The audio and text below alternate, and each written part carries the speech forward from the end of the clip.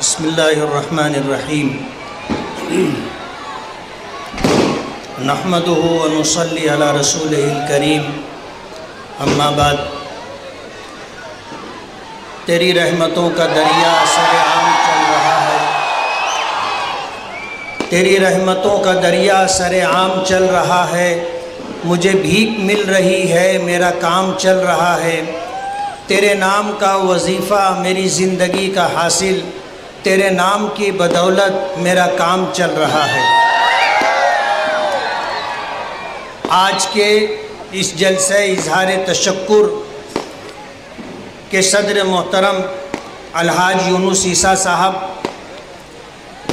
آل India مجلس اتحاد المسلمین کے قومی صدر میرے محسن اور مشفق رہنما بیرسٹر اسد الدین اویسی صاحب، میرے بھائی امتیاز جلیل صاحب، جعفر حسین معراج صاحب، ناصر صدیقی صاحب، ڈاکٹر خالد پرویز صاحب، عبد المالک یونس عیسیٰ صاحب، یوسف الیاس صاحب، جمیل سیٹھ زروالا صاحب، شفیق رانا صاحب، صوفی انیس قادری صاحب اور اسٹیج پر تشریف فرما معززین شہر، میرے بزرگوں، دوستوں، ساتھیوں اور گھروں میں بیٹھی میری باعزت باوقار ماؤں اور بہنوں،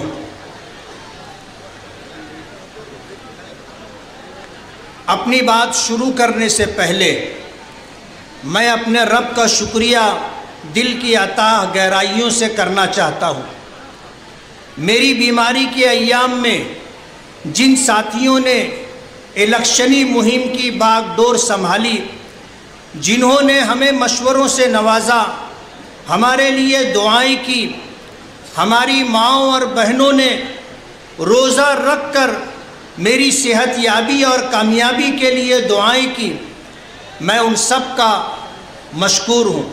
جنہوں نے میرے سر پر، میرے کام کاج پر، میری شخصیت پر بہتان اور الزامات کی بارش کی، میں ان کا بھی شکر گزار کہ ان کی اس درو گوئی اور جھوٹ سے میرے بہی خواہوں، ہمدردوں اور چاہنے والوں میں مزید جوش پیدا ہوا اور وہ میری کامیابی کے لیے تن من دھن سے جٹ گئے۔ میری ذات پر کیچڑ اچھالنے ہمارے قائد نقیب ملت اسد الدین اویسی صاحب اور اتحاد المسلمین پر فقرے کسے گئے، اور ہم نے، ہمارے بہی خواہوں نے جس صبر کا مظاہرہ کیا، اللہ تعالیٰ نے اس کا پھل بھی ہمیں کامیابی کی صورت میں عطا کیا، اور معزز ووٹرز کی لاج رکھ لی۔ وہ ذات باری جس سے بلند اور بالا تر ہے، اس کی عظمت کا کوئی بدل نہیں ہے، تدبیروں اور انسانی سوچ پر اس کا فیصلہ غالب آ جاتا ہے۔ وہ جھوٹ، درو گوئی، دھوکہ دہی کرنے والوں، الزام اور بہتان لگانے والوں اور اس ذات باری کو بھول کر غرور اور تکبر کی بات کرنے والوں کو پل بھر میں خاک میں ملا دیتا ہے، اور اس کا فیصلہ ہی آخری فیصلہ ہوتا ہے۔ یہی ہمارا ایمان اور یہی ہمارا عقیدہ ہے۔ ظالم حکمرانوں اور ظالم شخصیات، نافرمان اور مغرور قوموں کا حشر ہمارے سامنے ہے۔ ملک کی موجودہ سرکار اور عدلیہ کے طرز عمل پر ملک بھر میں تشویش کا ماحول ہے۔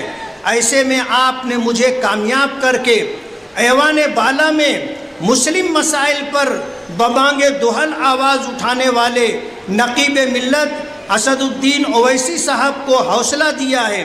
ان کے رفقا نے شہر مالیگاؤں آ کر میرے لیے ووٹ طلب کی، اور ساتھ ہی مقامی ذمہ داران نے سر دھڑ کی بازی لگائی۔ میں ان کا شکریہ کیسے ادا کروں، الفاظ نہیں ہے۔ میں سب کا نام نہیں لے پایا، کیونکہ اگر کوئی نام چھوٹ گیا ہے تو مجھے افسوس ہوگا، اور جن کا نام چھوٹ گیا انہیں بھی دکھ ہوگا۔ میں سب کا ایک بار پھر شکریہ ادا کرتے ہوئے وعدہ کرتا ہوں کہ بر وقت پیش آنے والے مسائل اور متعلقین کو لے کر مسئلے کے ازالے کے لیے کوشش کروں گا۔ ہمارے قائد مرکز میں وقف و ترمیمی ایکٹ ہو اور مساجد کے حساس مسئلے ہوں، آواز اٹھا رہے ہیں، انہیں ہم طاقت پہنچائیں گے، اور شہر کے مرکز سے جڑے مسائل پر بھی ہم انہیں آگاہ کرتے رہیں گے انشاءاللہ۔ میں اپنے تمام ہمدردوں، بہی خواہوں اور خصوصاً نوجوانوں اور اپنی ماؤں اور بہنوں سے کہتا ہوں کہ ابھی شکست کھانے والے آپ کو تنگ کر کے، چھیڑخانی کر کے ماحول خراب کرنے کی کوشش کریں گے۔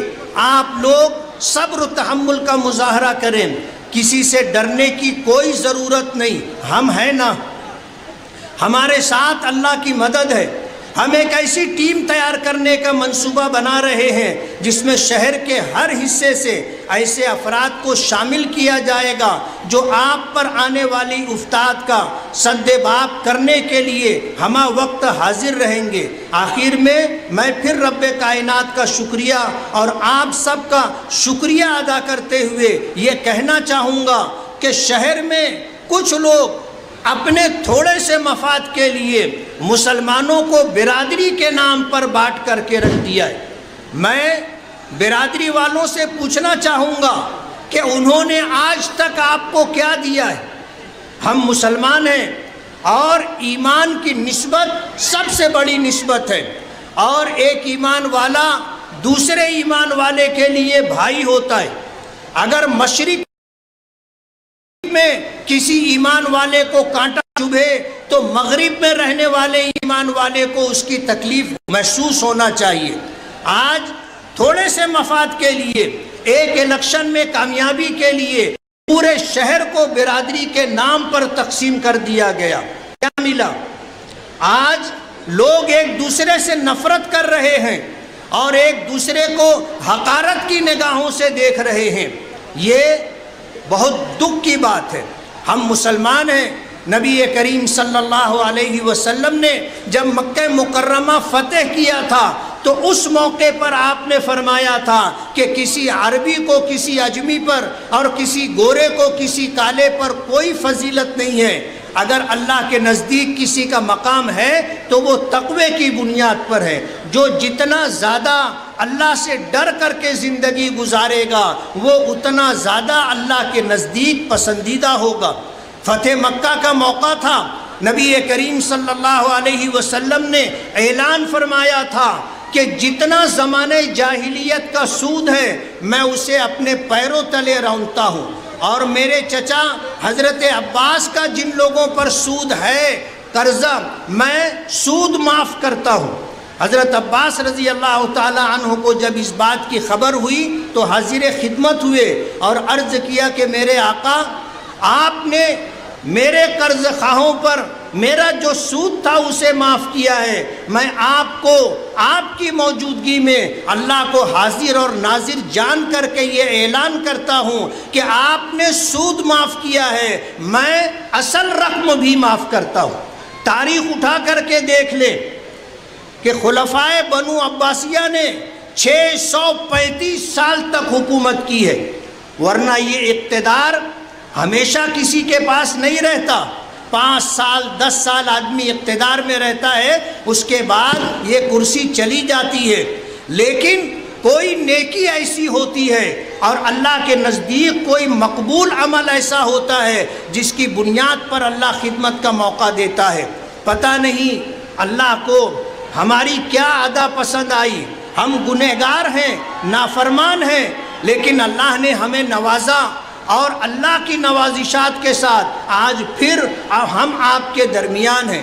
میں اللہ رب العالمین کے شکریہ کے ساتھ آپ کا، تمام مالیگاؤں کے لوگوں کا، اپنی تمام ماؤں اور بہنوں کا، اپنے نوجوان رفقا کا، اور خاص طور پر میری بیماری کے دنوں میں جن لوگوں نے الیکشن کی باغ ڈور سنبھال کر کے رکھی تھی، دل کی اتھاہ گہرائیوں سے میں ان کا شکر گزار ہوں۔ میرے پاس ان کی شکر گزاری کے لیے الفاظ نہیں ہیں، اور ان کے احسان تلے میں ہمیشہ دبا رہوں گا۔ ان کے احسان کا بدلہ چکایا نہیں جا سکتا۔ میرا پروردگار اس کا صلہ دے گا، اور مجھے امید ہے کہ انشاءاللہ ہمارے یہ رفقا شہر کی تعمیر و ترقی کے لیے اور شہری مسائل کو حل کرنے کے لیے اور قوم و ملت پر آنے والے مسئلوں کو دور کرنے کے لیے اور حل کرنے کے لیے میرے ساتھ رہ کر کے کوشش کرتے رہیں گے۔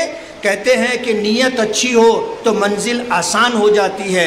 انشاءاللہ ہم نیک نیتی، ایمانداری اور دیانتداری کے ساتھ اپنی ذمہ داریوں کو پوری کرنے کی کوشش کریں گے۔ اللہ تعالی ہمارا حامی اور مددگار ہو۔ وآخر دعوانا ان الحمدللہ رب العالمین۔